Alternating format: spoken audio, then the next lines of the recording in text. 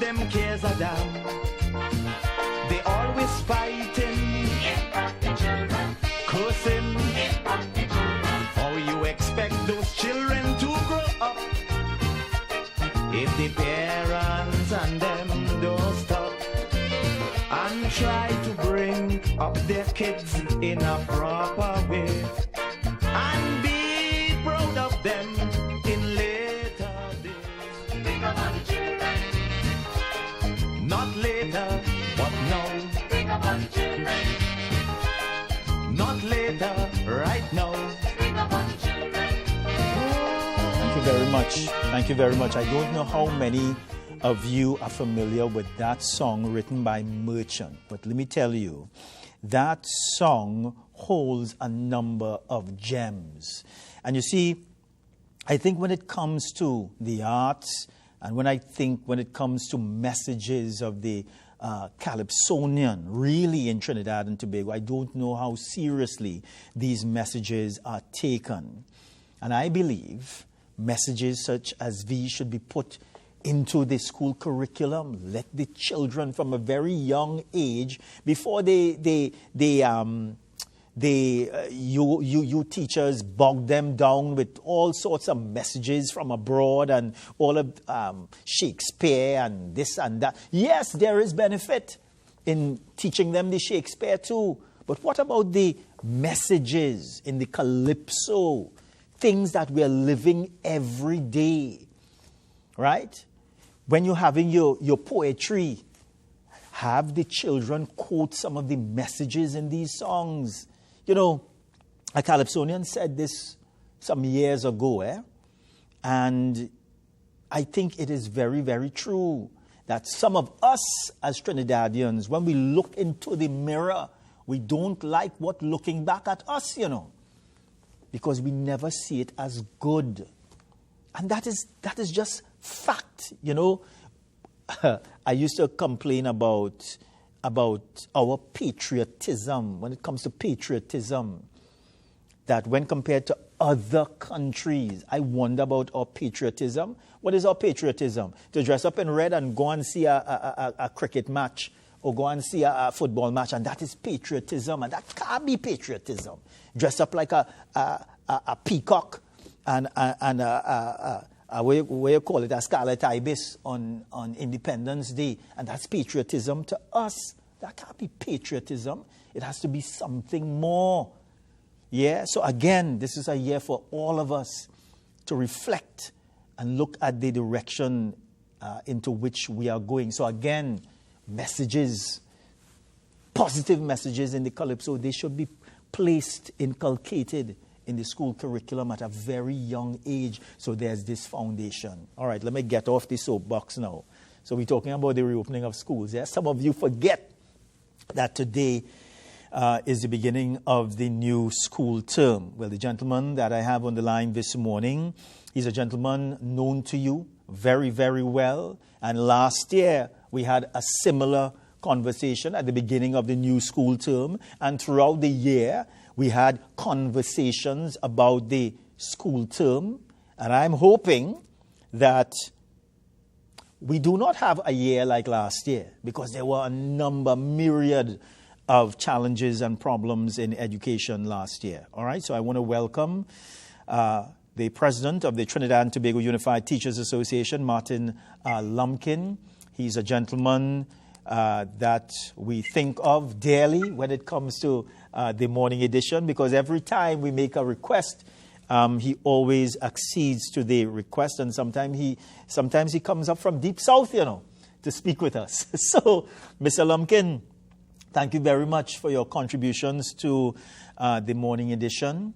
And thank you very much always for your perspectives and the thrust, I think, by the Trinidad and Tobago Unified Teachers Association to have things better in education in Trinidad and Tobago. And all of that to say Happy New Year to Mr. Lumpkin. So thanks again for joining us this morning. Thank you very much. Good morning, Mr. Hopkinson, and Happy New Year to your viewers, listeners, and to Trinidad and Tobago. Let me say it's always an honor and privilege to be on the morning edition. When I first came into office, one of the first few interviews I would have done would have been with the morning edition. And Yes. I know your program is highly respected. I want to say that me being on representing Tutor is personally I am there, but it is part of the work of Tutor, because Tutor has the education system, but the entire Trinidad and Tobago at best interest. And let me say, you spoke very well concerning our patriotism. And generally, our educators are for patriotism. But we need to do more. We cannot give up on this lovely society of Trinidad and Tobago. And our educators, they impact highly on a number of aspects. So I am urging our educators, those who are diligent, to continue the work. But with all professions, we have those that need to improve. And I want to urge them to improve as well too. Yeah. Very well said in terms of utilizing our local poetry and calypso, the art form. We need to revitalize the art form. And it can start from the school level, primary school. We've seen a number of very well performed artists and so on coming out of the school system. We need to do more in terms of that. So I am urging our educators to continue in this new year as we can reflect on the past year and we go forward. Let us do all our best. We have sometimes trying conditions. Our educators try their best. We will, as Tutor, try our best to represent you and to make your conditions more comfortable to the best of our ability. We understand the economic challenges. However, as you would have rightly pointed out, education is far too important to have these minor, and in our minds, sometimes minor incidents to affect our children. As Father Charles said in the news recently, we really have to look at the generations and going forward. Yeah. Mr. Lumpkin, let's reflect, as you would have said, about 2024. Let's reflect, as I said earlier to our viewers, you and I would have had a number of discussions last year. And every time we had these discussions was to discuss the challenges in education. As you reflect on 2024 and you look at 2025, what does it hold for you in education? Let me say, Tutor has always been optimistic. More recently, we've been cautiously optimistic in education in Trinidad and Tobago. There are a number of positives that take place and are not always highlighted, a number of achievements by our schools, but they are drummed out by the challenges, negative challenges we have had. So last year, violence and indiscipline would have taken spotlight. Infrastructural, health and safety issues. And it seems that we have been constantly trying to out some fires, putting plasters on some gaping sores. And those plasters are not holding. And we need to have some serious reflection. One of the main things Tutor has been advocating in the past is education really fulfilling its purpose in Trinidad and Tobago? What is the nature and purpose of education? When we start from the basics and we start to work outwards, then we can find sometimes very simple solutions, build on a strong foundation, and have our nation's children, and by extension, Trinidad and Tobago, develop as it should.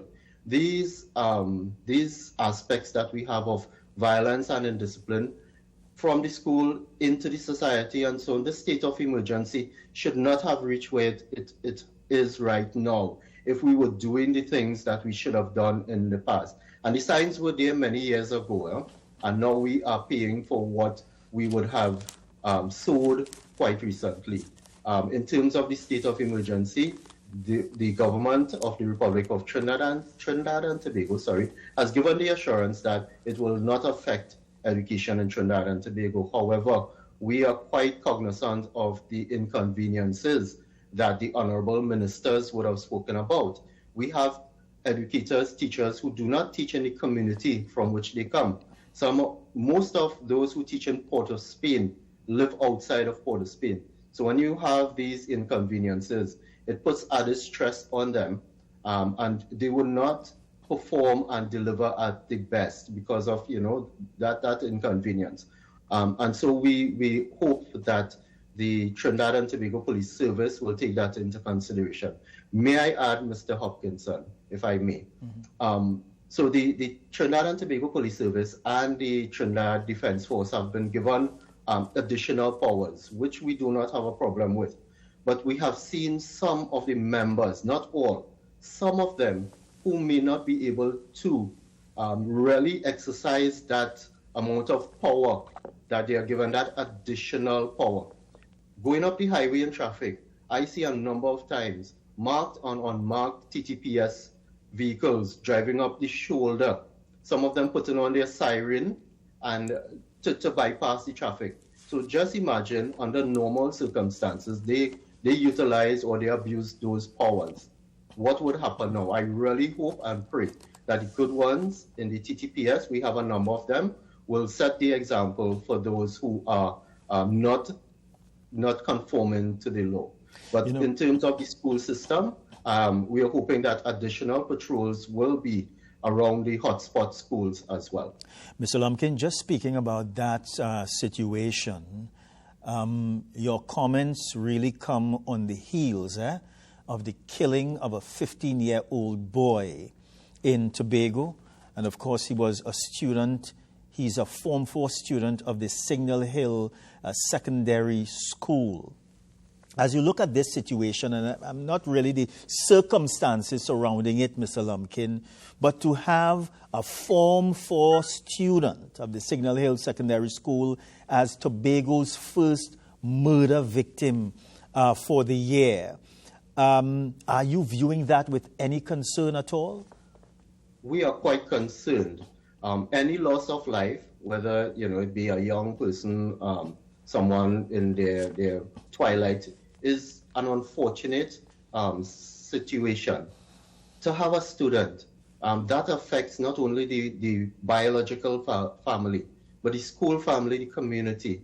And we extend our condolences to the families of the student. And this speaks volumes as to what is taking place in our society. Take Tobago. Tobago has never seen the type of violence and the type of crime that we are seeing now. Tobago has always been a society where things are very open. It's a family kind of a situation. Now it's spilling over, but we are seeing it in Trinidad more and more as well too. And it's quite unfortunate. We may very well lose a generation. We don't know the potential of the persons that we have been losing to build Trinidad and Tobago.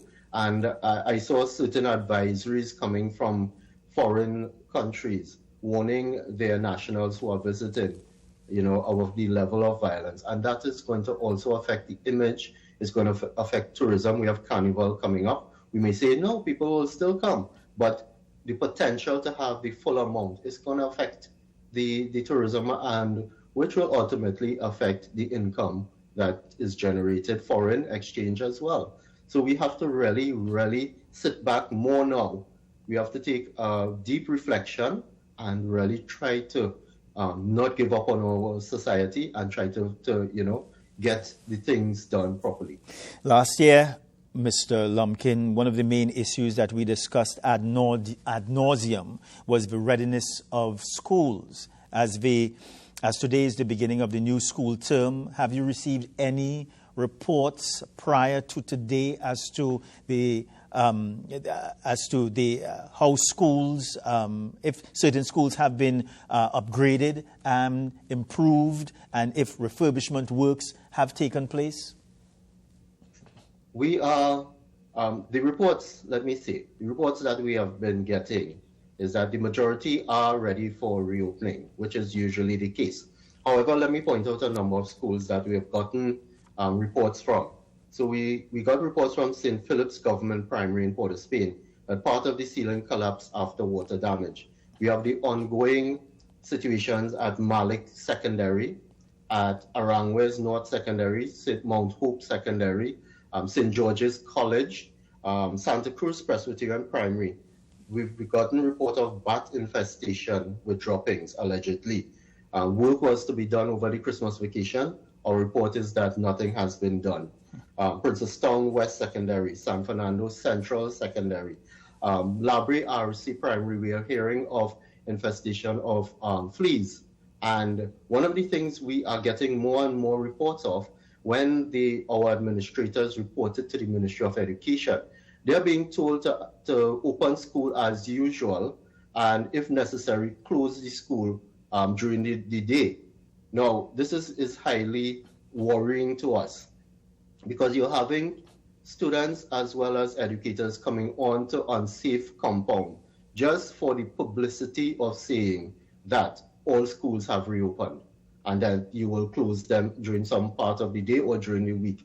You should not subject persons on the compound to such bad practices in terms of health and safety. If you cannot reopen a school, be upfront and honest and say that we can't reopen it. There are supposed to be, certain repairs or attention being placed on it. And the ministry had an opportunity 4 weeks into the Christmas vacation. This year was 4 weeks, usually it's 3 weeks. So you had 1 month to prepare for repairs and infrastructural upgrade. We were heartened by the Honorable Minister of Finance, who said that they will seek funding for infrastructural works and rebuilding and so. And we were hoping by this time they would have gotten, funding for these. But we are getting the same story as we would have gotten after the July-August vacation this year, which was the worst we have seen over the years. And, it continues. It is like the Ministry of Education and by extension, the government of Trinidad and Tobago is quite content to have schools and occupants under these conditions. Now, I really hope that a quote by the Honorable Minister of Finance isn't applicable to the education system, to the point where he said if they have done certain things and the society hasn't rioted as yet. We're really hoping that this is not the case for our education system in Trinidad and Tobago. Mr. Lumpkin, you told us this morning about an infestation of fleas last year. I believe that I would have spoken to you and Mr. Roberts in Tobago about an infestation of rats at a particular school.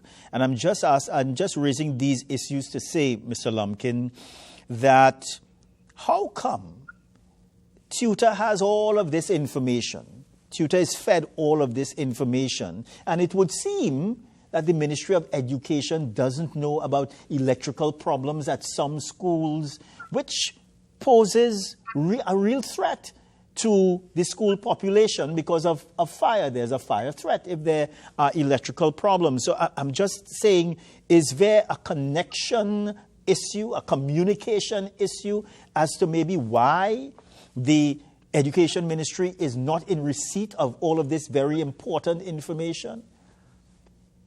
We have been told, so this is allegedly information coming to us, that the school supervisors and those at the districts would report the incidents, would report all of those to the Ministry of Education. And it has to be filtered upwards to the bureaucrats at the Ministry of Education. And they will determine which incidents and which reports are critical. They say they are dealing because of the financial constraints. They only deal with critical issues that can shut down a school or that has the potential to be very hazardous. And so our functionaries, we have been making representation at the district and at national level. However, when it reaches the higher-ups, as they say in the Ministry of Education, then they filter it out and they will now determine which, so they ask, we always say they stay in their ivory tower in their air-conditioned offices and they are determining what is taking place at the ground level. And when we talk about school-based management, which the ministry has been pushing for a number of years, school-based management is really supposed to allow for the administrators, our principals, supervisors, to make decisions Yes. at the ground level where it takes place. You spoke about the rat infestation. We also have Presal Secondary, which we are monitoring as well too. And in Tobago, besides the rat infestation, you have Signal Hill Secondary, a number of infrastructural issues. You have Scarborough Secondary, which is supposed to be rebuilt. Sod was turned, but we are not seeing any development in that area as well too. Mr. Lumpkin, it is, Mr. Lumpkin, please, very tiring. Yeah, but Mr. Lumpkin, please stay with us. We have to go to a very short break, and we'll be right back, everybody. We're coming back. Sure. Not later, but now. Bring up on children. Not later, right now.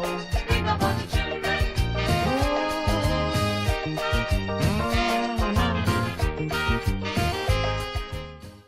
Not later, right now. Bring up on children.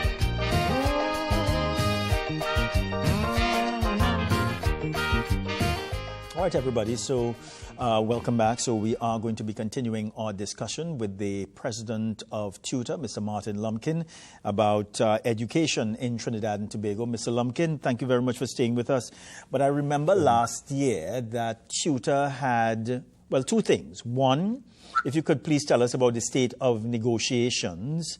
That's one. And two, I know that you had been protesting for some issues concerning insurance, I believe, for teachers. Yes. What's the state of affairs concerning both matters?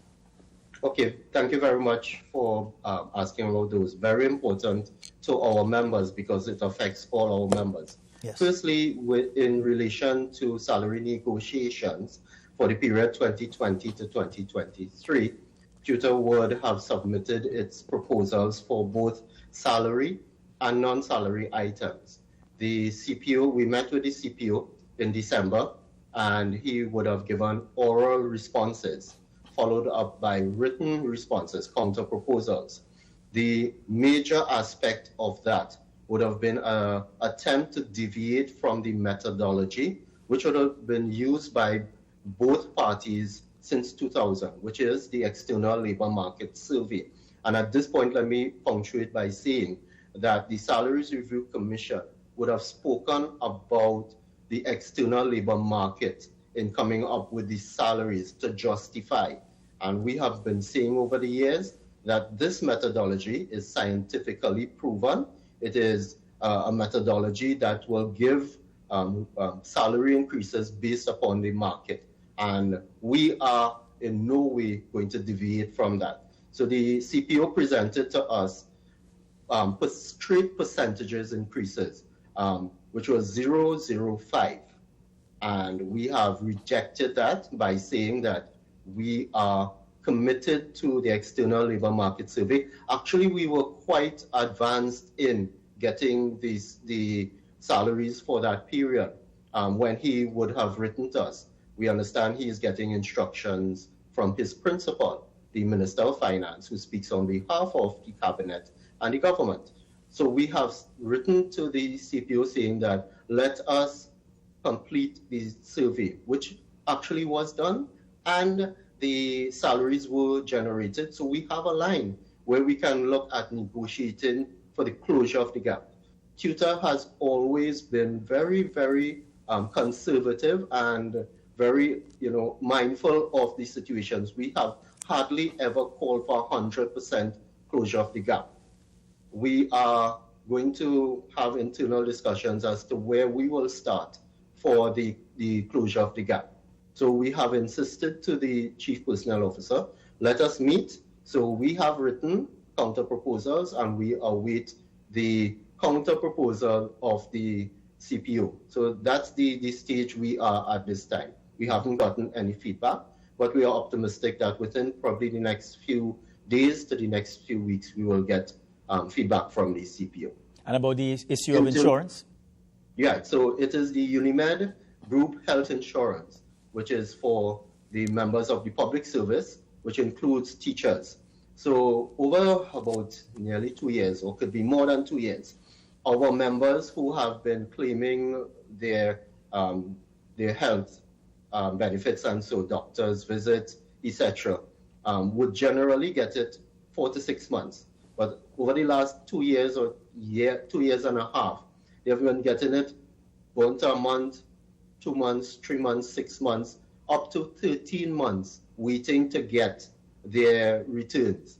And that's very frustrating because some of our members have, sorry about that. Yeah. Some of our members have medical issues that they need to have these returns supplement what they pay at the doctors or the pharmacy.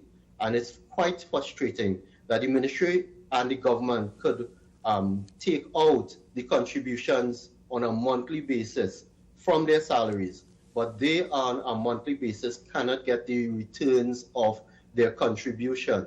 And to us, that is illegal, immoral. We understand the government's position in terms of the number of claims and the funding for it. However, something needs to be done in order to get relief for our members. Some aspects are being paid upfront, critical illnesses and surgeries. However, the day-to-day person is not getting it back on time. And so we have worked with the Public Services Association in writing the CPO. And depending on the response, we haven't gotten the response as yet. That letter was sent in early December. Depending on the response, then we will have to take further action on this issue. Mr. Lumpkin, I just have about a minute again as we near the end of our conversation for this morning. Anything else you'd like to tell the public? Very quickly, let me update in some of the schools. Yes. You have St. John's AC, which was decanted, Guayco Secondary, Princeton West Secondary. Our concern is the number of schools that have been decanted and are still at the secondary locations. Not being biased, but Granville RC Primary School was decanted in 2016. To this date, a whole generation of students have passed through the school in that temporary position. You have Rosilak Hindu, more than a decade. And these are quite concerning to us. But let me try to be a bit optimistic and wish everyone a positive 2015. We are hopeful and we pray that the government of the Republic of Trinidad and Tobago, notwithstanding it's an election year, but anything that we can get in terms of improvement in the levels of service to our education system, we will welcome. We will work with whatever government is in place to ensure that the education system goes forward. And, we really wish all the best to everyone in this new year. Yeah. Mr. Lumpkin, as always, thank you very much for speaking with us this morning. We always appreciate having a conversation with you, as we believe that what happens in education is very, very important. So again, thank you very much. And of course, we are going to be touching base with you as time goes on. Bye for now, Mr. Lumpkin. Thank you very much. I'm looking forward to our conversations, Mr. Hopkins. Bye for now, sir. We are going to a very short break, everybody. We're coming back with your calls. We want to hear you in the new year. You're calling us on 623-1711. The extension, it's 1995. We're coming back, everybody. Where is the love, care, and attention that children need? Betty Lou, you want some? Better take heed. Think about the children. Not later, but now. Think about the children. Not later,